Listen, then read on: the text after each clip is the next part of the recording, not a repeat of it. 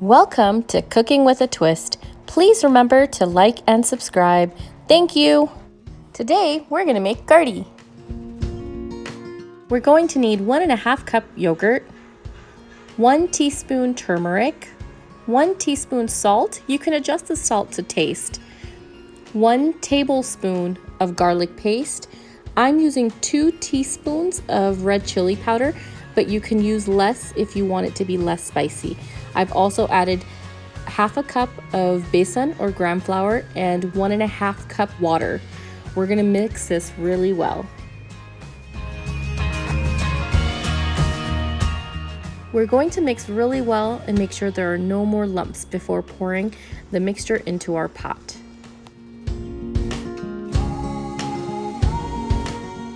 After adding 3 cups of water, we're going to cook on high heat and stir occasionally until the mixture comes to a boil.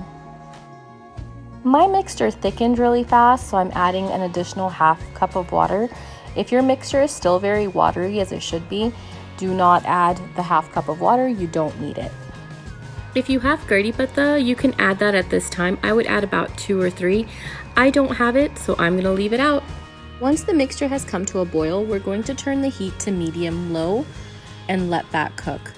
I do like to stir occasionally so it doesn't burn from the bottom, so we're going to cover and cook but stir occasionally. This needs to cook for an hour, so I'm going to move it to the back burner and start my pakora mix.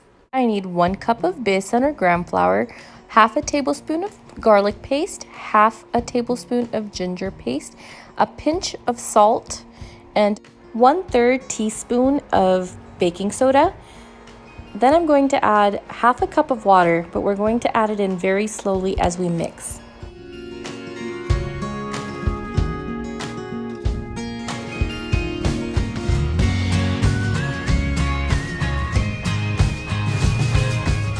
Once the mixture is completely mixed with no lumps, we're going to set it aside for about 30 to 45 minutes. Once it's done resting, we're going to add oil to our pan. We're going to deep fry the pakoras. I am cooking this on medium heat, so we're going to mix it one more time and check our oil to make sure that it's ready. When the batter floats to the top very quickly, we know it's ready. So I'm going to go ahead and use a spoon to pour my batter into my frying pan. Once the bottom is slightly golden brown, we're going to flip it over. Once both sides are nice and brown, we're going to remove it from the oil, and we're going to do this until all of our batter is cooked. We'll have just enough pakoras for the amount of kardhi that we're making.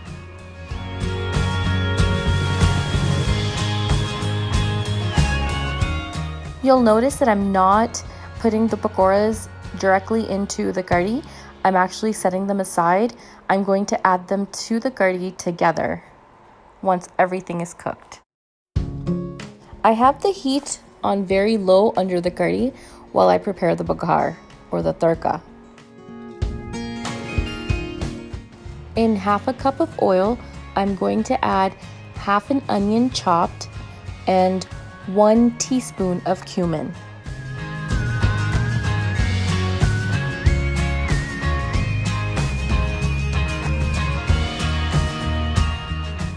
I'm going to cook this until the onions turn slightly brown, at which point I'm going to add whole dried red peppers. Now there's 2 types.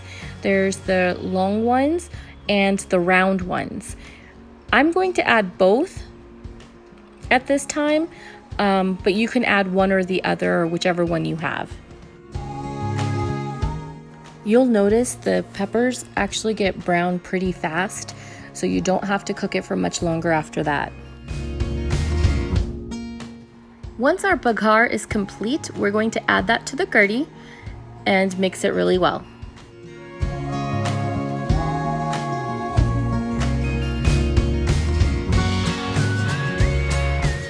Once you see a boil in the kardhi again, you're going to turn off the heat and just cover. Your kardhi is complete. I like to let it rest for about 20 minutes before serving. Enjoy this with rice or just by itself.